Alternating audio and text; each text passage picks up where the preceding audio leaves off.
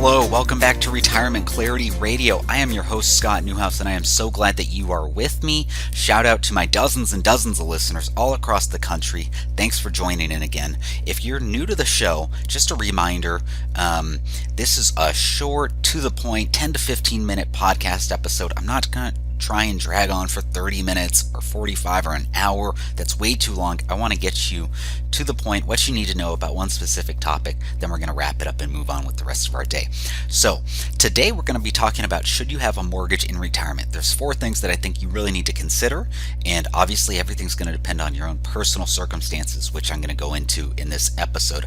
Now, if you want to get my retirement income worksheet, which is related to whether you should have a mortgage in retirement, I want you to go to retirementworksheets.com, retirementworksheets.com, and then from there you can just click on the retirement income worksheet. It should be listed on that page. Download it, give me some quick contact information, and then you'll be able to get it and work through that worksheet, which is really helpful. Okay, so let's go on to today's episode. Should you have a mortgage in retirement? You know, I was doing my research on this episode, and I've noticed that, you know, when you talk about retirement planning, a lot of the focus is rightly on how to generate an income once your working days are over. However, we obviously can't neglect your expenses, and one of the biggest and most important expenses is your mortgage. So, should you have a mortgage in retirement? When does it make sense to keep it, and when does it make sense to pay it off potentially early? And, you know, for some people, they might be, that 30-year or 15-year loan term, it might be ending in their 60s or 70s, but also some people just might want to pay it off earlier. For a number of reasons, many homeowners have some kind of goal, a goal inside their head that they want to pay off their mortgage before they retire.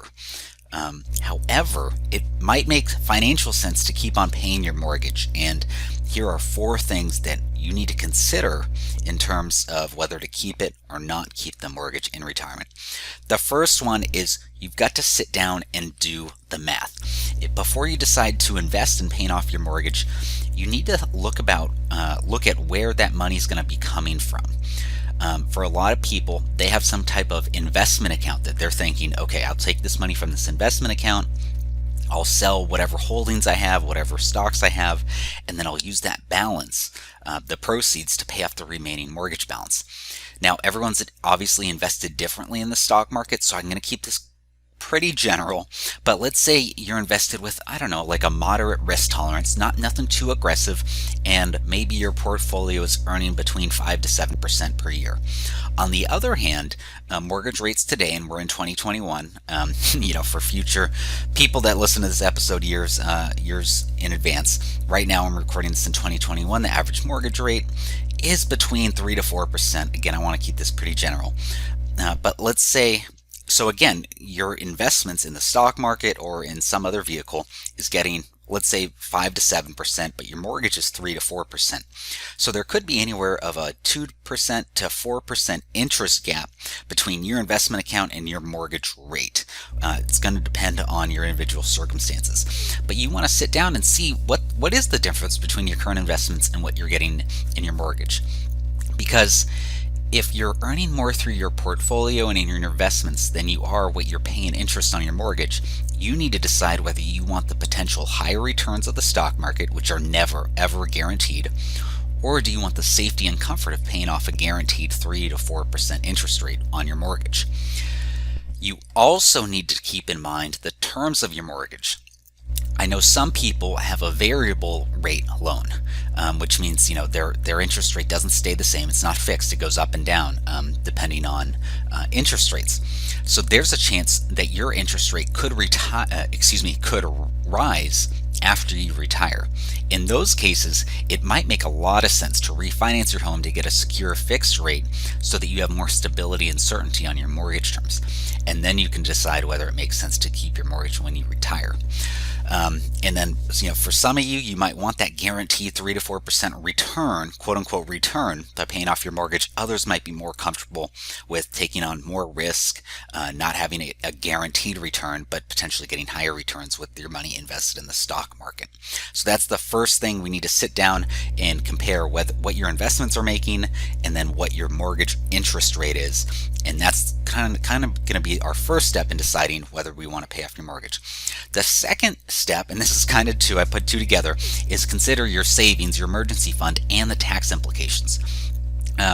Because a lot of people feel that, and this is true, retiring mortgage free can feel so good, but you don't want to take this decision lightly because you've worked up your whole life to build your savings for retirement, and you might have enough saved up to pay off your mortgage, but you want to make sure that you have enough unexpected expenses covered in terms of an emergency fund if you do pay off that mortgage. So if you use most or all of your savings or investments just to pay off that mortgage and get that great feeling of being debt free, and you suddenly find yourself with some kind of medical bills, needing to replace your car, etc., then you're going to have to take out additional debt, often at a higher interest rate than the interest rate that you had on your mortgage. So the point there is you don't want to deplete your savings and your investments so much to the point where there's not a whole lot left for you to draw on when, not if, when some kind of emergency happens in your life. So you got to make sure there's going to be enough cash, and this depends on your circumstances. But you got to make sure there's enough cash, enough investments after you pay off your mortgage that it's not going to create any kind of financial strain. Now, my second point is taxes. Another reason to pause before using your savings and investments to pay off your mortgage is that you could suddenly find yourself with a big tax bill. I've heard stories about this. Frankly, they're horror stories. They're nightmares. People have, they had the best of intentions and they withdrew hundreds of thousands from their investment accounts to pay off their mortgage, and they feel like that was a great decision. Then comes April 15th, they realize that they took money from accounts where they have been deferring taxes. So think about your traditional 401k or your traditional IRA. So they withdraw that money, then they owe a big amount of taxes on hundreds of thousands of dollars, and they did not anticipate it. So if you make a large withdrawal from your retirement funds, that's going to trigger, from certain retirement funds, it can trigger big amounts in taxes, especially if you've been deferring those taxes in those retirement funds. And again, I'm specifically talking about traditional 401k or an IRA where you defer taxes in the current year, grows tax-free, and then you pay taxes on withdrawal. So you need to make sure that you're not going to be incurring some big tax bill. Second thing is that if you do take out funds from an investment account that has not paid tax, that you have not paid taxes on it, you also need to think about if it's going to bump you up into a higher tax bracket. So you got to think about the tax bill. You also have to think about the tax bracket. Is it going to bump you up from 12% to 22% to 24% in your tax bracket? That could also cause you to pay more taxes than you would have otherwise. So large withdrawals from these retirement accounts could mean that you actually need to work longer than you planned to build your savings back up to cover up your emergency expenses, and because you've depleted your retirement accounts too much. So that's our second point. You got to look at your emergency fund, you got to look at your tax bill, you got to look at your tax bracket and make sure it makes sense for you. The third consideration, and should you have a mortgage in retirement, is to look at your other debt. Talking about debt, looking at your debt is a huge part of proper retirement planning. And it's so common for most people to think of the mortgage first, given that it's the debt with the highest principal. However, that doesn't mean it's the first thing that should go. Before you decide to pay off your mortgage, you should really be focusing on your higher interest debt first. So things like a credit card, a personal loan often have a much higher interest rate than your mortgage. Anyway, and this, again, it's going to depend on you and your circumstances, but it could be all the way up to 20% that you're paying on credit card interest rates. So if you have that, I would recommend that you really look at paying off the credit card and those extremely high interest rates way before we look at the mortgage. Credit cards also have variable interest rates on top of their already high interest rates, so your rates could go up, and that really could play a big wrench in your retirement planning, in your retirement plan. So if you have extra money in savings, it really makes sense to look at your other types of debt and eliminate those, especially the high interest rate ones, before we look at your mortgage. The fourth and last thing that I'm going to talk about in this episode is to make sure that you protect your retirement income. And this is where you really need to go to retirementworksheets.com and pick up my retirement income worksheet, because it's going to help you, it's going to guide you through what you need to do to calculate what you can expect from your retirement income. So once you retire, you're going to be on a fixed income based on what you have in your retirement accounts, what you get from any kind of pension you may have, Social Security, and other types of income that you have.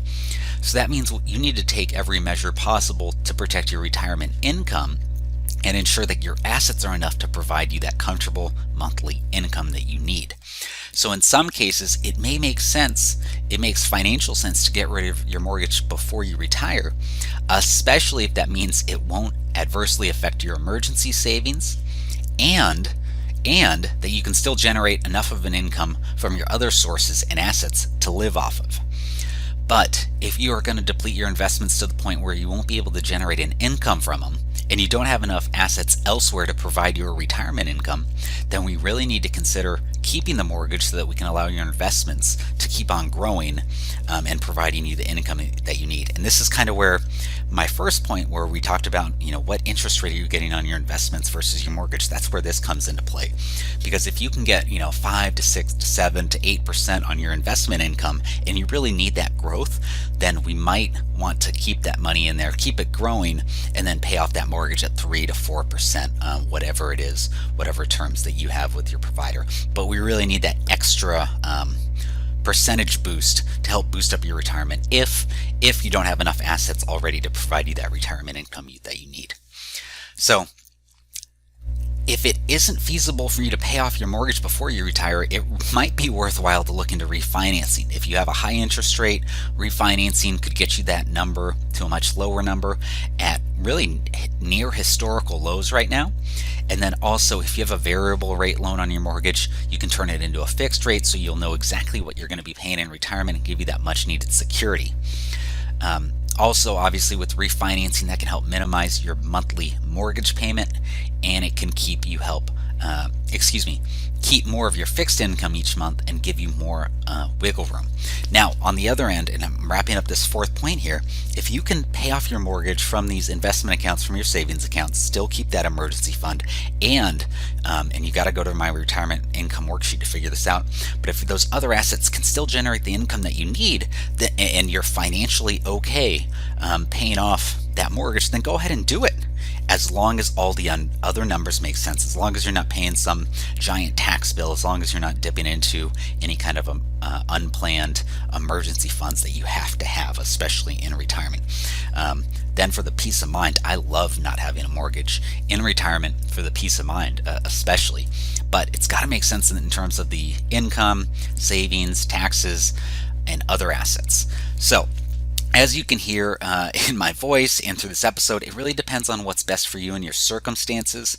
There's no right or wrong answer as to whether to have a mortgage in retirement. It's a decision that's largely dependent on your financial situation and your financial goals in your retirement. It's also important to remember that I've talked a lot about numbers today, but this is also an emotional decision. If the thought of paying on your mortgage in retirement makes you uneasy and you can pay it off without cutting into your investment portfolio too much, your savings account, things I mentioned before, that it might make a whole lot of sense to go ahead and pay off your mortgage. If you want help figuring out which option is right for you given your circumstances, again, go to retirementworksheets.com, get that retirement income worksheets. You can also email me at scott@forthrightfinances.com, and we can try and figure out what option is best for you. That's all I've got for today. Hope you all have a great week, and I'll see you next time. Bye. Thanks again for listening. As a reminder, you should consult with a financial advisor familiar with the specific circumstances of your unique financial situation before making any financial decisions. Nothing in this podcast is a solicitation for the sale or purchase of any securities. Any mentions of rate of return are hypothetical in nature and not a guarantee of future returns. Scott Newhouse, CFP, is an investment advisor representative of Forthright Finances, a California and Nevada registered investment advisor.